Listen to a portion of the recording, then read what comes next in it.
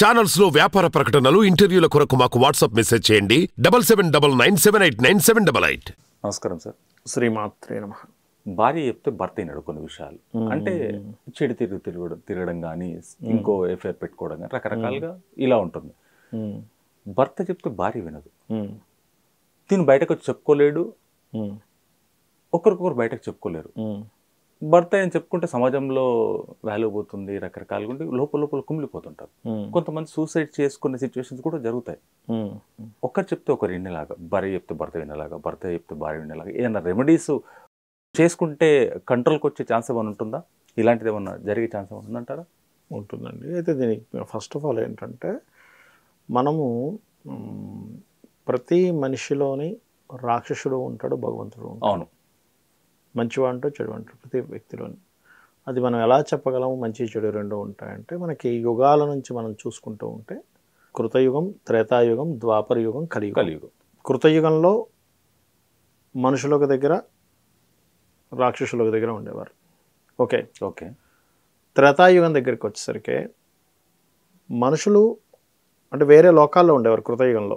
త్రేతాయుగం దగ్గరికి వచ్చేసరికి ఒకే భూమి మీద డిఫరెంట్ ప్లేసెస్లో ఉండేవారు. అంటే అలాగా రాముడు ఉన్నది వేరు, రావణాసురుడు ఉన్నది వేరు. బ్రిడ్జ్ వేసుకుని వెళ్తే కానీ రాక్షసుల దగ్గరికి వెళ్ళలే, అంత దూరంగా ఉండేవారు. మనకి ద్వాపర యుగం దగ్గరికి వచ్చేసరికి కలిసి ఉండడం మొదలుపెట్టారు, లైక్ కౌరవులు పాండవుల్లాగా.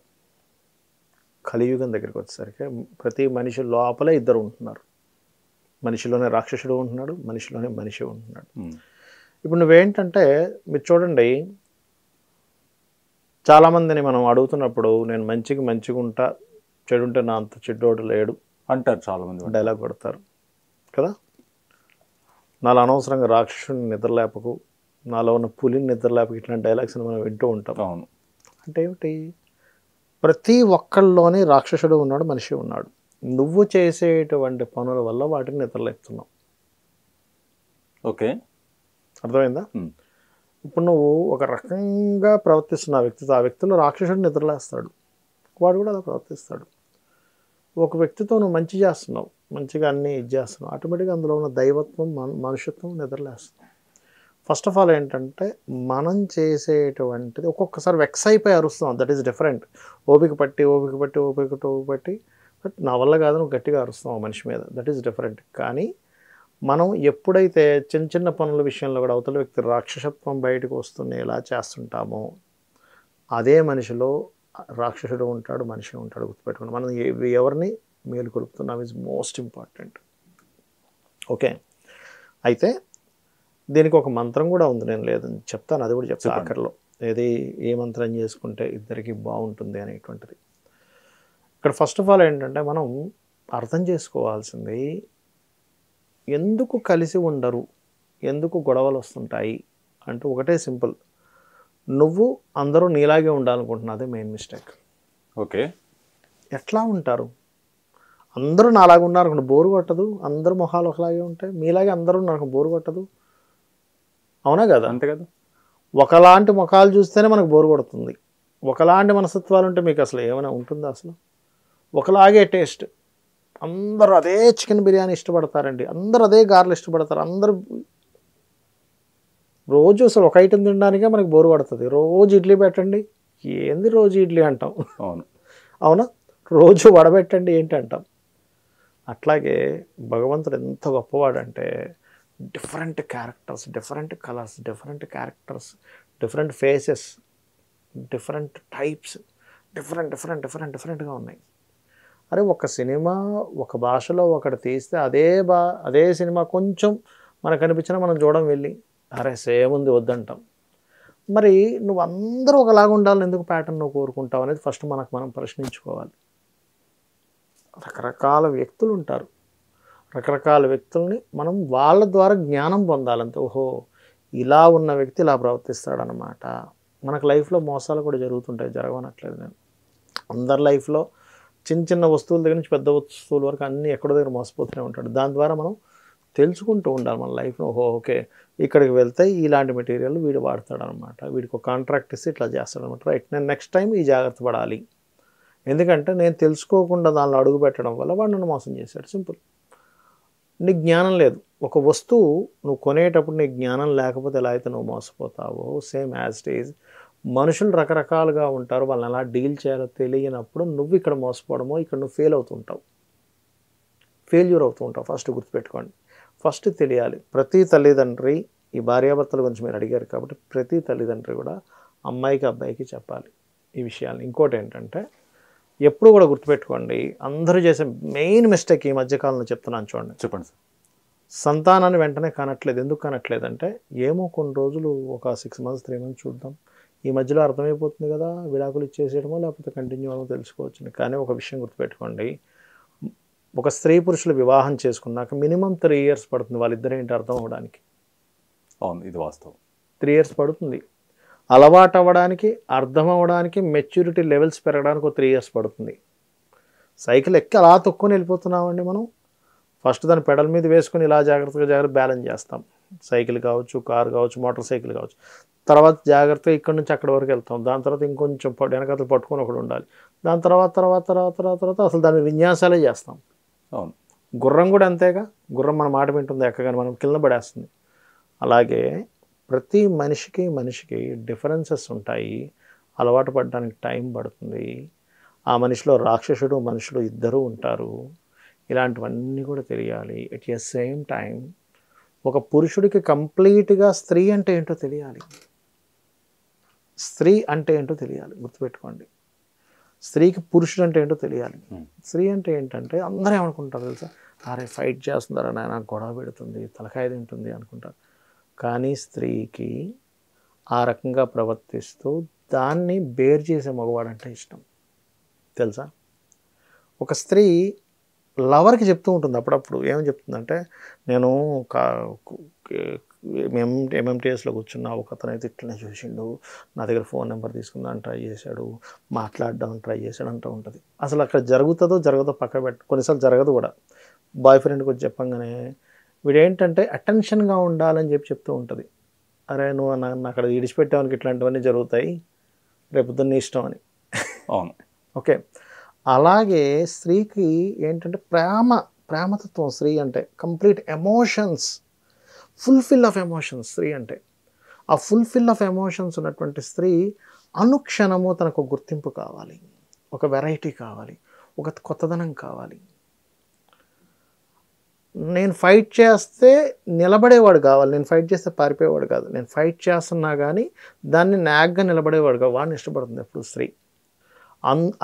అది కొంతమంది చాలా పీక్ లెవెల్లో ఉంటుంది. పీక్ లెవెల్లో ఉన్నటువంటి ఒక జంట అయితే ఎట్లా అంటే, ఆ అమ్మాయి అయితే రోజు నువ్వు లాయర్ని కలిసావా లేదా, మనం విడిపోదాం అంటుంది. సాయంత్రం ఇంటికి రాగానే ఐ లవ్ యూ అంటుంది. ఎట్లా ఉంటుంది ఆ జీవుడి పరిస్థితి. సినిమా డైరెక్ట్ 90mm సినిమానే. రోజు మనం విడిపోవాల్సింది, లాయర్తో మాట్లాడవా లేదా, అన్ని మెసేజ్లు పెట్టేసి నాన్న హంగామా చేసేసి మళ్ళీ ఐ లవ్ యూ అంటుంది. ఎందుకు ఇలా జరుగుతుంటాయి అంటే, ఒకటి వాళ్ళకి కొంతమందికి మరి ఆ హై పీక్ స్టేజ్లో ఉన్న వాళ్ళకి మూన్ పాడవుతాడు. అండ్ ఆస్ట్రాలజికల్ రీజన్స్ కూడా చెప్పాలి కదా. మూన్ పాడవుతాడు, వీనస్ పాడవుతాడు వాళ్ళకి. అందుకని మరీ హైలో ఉంటుంది వాళ్ళకి. అంటే వాళ్ళకి ఏంటంటే ఎంతసేపు నేను ఇలా ఉన్నప్పుడు నా వైపు అటెన్షన్ చేయాలి అనే కోణంలో ఉంటుంది. కానీ ఇక్కడ ఒక చిన్న మిస్టేక్ జరుగుతుంది, చెప్తాను చూడండి. ఎప్పుడు కూడా భార్యాభర్తల మధ్యన గొడవ జరిగినప్పుడు స్త్రీ పర్టికులర్గా ఒక విషయాన్ని ఎప్పుడు కూడా వదిలిపెట్టకూడదు. ఈ విషయం అదేవిధంగా భార్యాభర్తలు కూడా జరిగినప్పుడు పురుషుడు కూడా ఒక విషయాన్ని ఎప్పుడు వదిలిపెట్టకూడదు. ఏమిటది అంటే చెప్తాను చూడండి. భార్యాభర్తల గొడవలు జరిగిన తర్వాత స్త్రీ ఏం చేస్తుంది, ఆ కోపంలో నైట్కి పక్కకు రానివ్వదు. లేదా ఇంకొంతమంది ఫుడ్ పెట్టరు, బయట నుంచి తెచ్చుకో, నేను వండలేదంటారు. ఈ 2 విషయాలు మీరు ఎంత కొట్లాడినా సరే కంటిన్యూ చేయాలి. కొట్లాడితే దీంతో దీందే. అప్పుడు ఏమవుతుందంటే అర్థం చేసుకోవడం స్టార్ట్ అవుతుంది అక్కడి నుంచి. అరే ఎంత గొడవ పడ్డా ఇంట్లో ఉండే బాధ్యత చూసుకుంటుంది, ఎంత గొడవ పడ్డా నేను సెక్సువల్ కోరికతో ఉన్నప్పుడు తీరుస్తుంది. అందరూ ఏమనుకుంటారు, నేను దీన్ని ఆపితే దారిలోకి వస్తాడేమో భర్త అనుకుంటారు. కానీ అలా జరగదండి. ఇవాళ రేపు ఉన్న సమాజంలో ఇంకొకరు కనెక్ట్ అవుతారు ఇంకా ఈజీగా. ఆ వ్యక్తి సాకు చూపించడానికి వాడతాడు ఇంకా దీన్ని. నువ్వు రానివ్వలేదు, నేను వెళ్ళిపోయాను, ఏం చేస్తావు అంటాడు. పురుషుడు కూడా గొడవలు పడ్డప్పుడు పొరపాటున కూడా గుర్తుపెట్టుకోండి, ఎప్పుడు కూడా వాడకూడనటువంటిది, చేయకూడనటువంటిది ఈవిడ గురించి చిన్న గొడవని తీసుకెళ్ళి బయట పెట్టకూడదు. బయటికి వెళ్ళిపోయింది విషయము అంటే ఇంక కాంప్రమైజ్ అవ్వడానికి ఇష్టపడరు.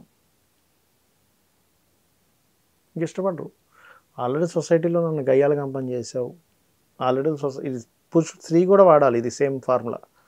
ఆల్రెడీ సొసైటీలో నేను ఒక సైకోగా క్రియేట్ చేసావు నువ్వు నన్ను, నేను ఎందుకు కరెక్ట్గా ఉండాలనుకుంటాడు, అబ్బాయి కావచ్చు అమ్మాయి కావచ్చు. అందుకని పొరపాటును కూడా భార్యాభర్తల మధ్యన వచ్చేటువంటిది వాళ్ళకు వాళ్ళే అర్థం చేసుకుంటూ ముందుకు వెళ్ళాలి. కానీ బాగా మరీ ఇంకా వీళ్ళ వల్ల అవ్వట్లేదు అన్నప్పుడు తల్లికో తండ్రికో చెప్పొచ్చు, కానీ అప్పటికి కూడా వాళ్ళకి కూడా చెప్పకూడదు. నన్ను అడిగితే చెప్తే ఏమవుతాయంటే, ఎప్పుడైతే ఒక లిమిట్ దాటి సోషల్గా వెళ్తుందో వాళ్ళు ఇంకొంతమంది చెప్పుకుంటారు, ఫ్యామిలీస్లో అందరితో చెప్పేసుకుంటారు. ఇప్పుడు ఉండాల్సింది ఫ్యామిలీలో ఉండాలి, వీళ్ళందరితో కలవాలందరి దృష్టిలోని నువ్వు భర్తను హింసించేదానివి లేకపోతే నువ్వు భార్యను హింసించేవాడు, నువ్వు ముద్రపడుతున్నప్పుడు ఎందుకు కలిసి ఉంటారు? ఎవరు కలిసి ఉంటారు కదా. అందుకని ఇది ఫస్ట్ గుర్తుపెట్టుకోవాలి. ఓకే, ఎన్ని గొడవలు వస్తున్నా స్త్రీకి ఇవ్వాల్సిన కేరింగ్ ఇస్తూ ఉండాలి. కేరింగ్ అనేది మాత్రం ఎక్కడ వదలకూడదు, గుర్తుపెట్టుకోండి. ఇది ఎప్పుడైతే వదిలేసాడో భర్త, కేర్ చేయట్లేదు అనుకుంటే ఇంక అయిపోతుంది అక్కడ. ఈ భార్యాభర్తలు కానీ స్త్రీ పురుషుడు గురించి కానీ చెప్పాలంటే ప్రతి గ్రంథమే ఉంటుంది. ఎందుకంటే ఒక స్త్రీ ఉన్నట్టు ఇంకో స్త్రీ ఉండదు, గుర్తుపెట్టుకోండి. ఈ విశ్వంలో ఉండదు. ఒకరికి వాడిన ఫార్ములా ఇంకోటి వర్కౌట్ అవ్వదు అసలు. ఫస్ట్ ఎందుకు ఉండదు అంటే చేంజింగ్ మూన్ అంటారు. మూన్ అండ్ వీనస్ కారకత్వాలు. ఒక స్త్రీ జననానికి మూన్ అండ్ వీనస్ కారకుడు అవుతారు. Moon always changing, always new, always creativity, కొత్తదనం. అందుకని వీళ్ళు ఎప్పుడు చూడండి, ఇంట్లోనే ఉండే వాళ్ళకైతే కంపల్సరీ బయటికి వెళ్ళాలనిపిస్తుంది. ఎప్పుడు బయట తిరిగే వాళ్ళకి అట్లా అనిపిస్తుంది, మళ్ళీ ఏ జాబ్కి వెళ్ళే వాళ్ళు ఉన్నారు అనిపిస్తుంది. కానీ కొంచెం స్పేస్ స్పెండ్ చేయాలి అనేది ఎక్కువగా ఉంటుంది చాలామంది. కొంచెం సేపు నా కోసం ఒక టైం ఇవ్వాలి అనేటువంటిది. అది మెయిన్గా ఎన్ని పనులున్నా ఏదేమైనా సరే అది ఖచ్చితంగా ఇవ్వాల్సిందే. భర్తకు భార్య, భార్యకు భర్త, ఇద్దరికి ఒకరికొకరు ఇవ్వాలి ఖచ్చితంగా. ఇస్తూ ఒకవేళ ఉదాహరణకి ఇప్పుడు వీళ్ళు మాట్లాడేటువంటిది అవతల వాళ్ళకి తప్పుగా అనిపిస్తుందంటే దీని అర్థం ఏమిటంటే వాళ్ళ జన్మజాతకంలో ఇద్దరు మెర్క్యూరీ సరిగ్గా కనెక్ట్ అవ్వలేదని అర్థం, ఇద్దరి బుధుళ్ళు కనెక్ట్ అవ్వలేదని అర్థం. మనం జన్మజాతకంలో మ్యారేజ్ మ్యాచింగ్ చూసేటప్పుడు దీన్నే చూస్తాం ప్రధానంగా. ఏమిటది అంటే ఆత్మకారకుడు సన్ ఎక్కడున్నాడు, మూన్ ఎక్కడున్నారు, ఆకర్షణ గ్రహాలు ఎక్కడున్నాయి, వీటన్నిటితో పాటు మెర్క్యూరీ అంటే బుధుడు ఇద్దరి మాటలు పోట్లాడికి దారితీస్తుందా, అన్యోన్యతకి దారితీస్తుందా, ఈజ్ మోస్ట్ ఇంపార్టెంట్. ఇంకొకటి, కోపంలో చాలామంది బూతులు వాడతారు, అసలు ఇది వాడకూడదు. చాలా పెద్ద మిస్టేక్ అది, చాలా పెద్ద మిస్టేక్. బాగా కలిసిపోయి ఏదో కొన్ని సంవత్సరాలు అయిపోయి చిన్నప్పటి నుంచి వాళ్ళకి అలవాటు. కొన్ని కేసెస్లు డిఫరెంట్, కానీ 99% కేసెస్కి అది కరెక్ట్ కాదు. మాట గుచ్చుకుంటుందండి మనిషికి, గుచ్చుకుంటుంది. సో ఇది ఖచ్చితంగా పాటించాలి. ఇవి పాటిస్తూ లలితా సహస్రనామాల్లో ఉండేటువంటి నామాలు కొన్ని ఉన్నాయి. అన్యోన్యతకేమో శివకామేశ్వరంకస్త, శివా స్వాధీన వల్లభ, లేదా మందస్మితం ప్రభాపూర మజ్జిత్ కామేశ మానస. మాటకి ఆకర్షణ పెరగాలి అంటే మనం మాట్లాడే మాట ఇంట్లో అత్తమామల దగ్గర నుంచి సొసైటీ దగ్గర నుంచి అందరికీ బాగుండాలి అంటే కనుక పర్టికులర్గా కర్పూర వీటికామోద సమాకర్ష దిగంతర ఈ నామం చేయాలి. దీనికి ముందు ఓమున్, లాస్ట్లో నమః కలుపుకోవాలి. ఇవి కనుక చేస్తే ఖచ్చితంగా బాగుంటుంది. Thank you sir. శ్రీమాత్రే నమః.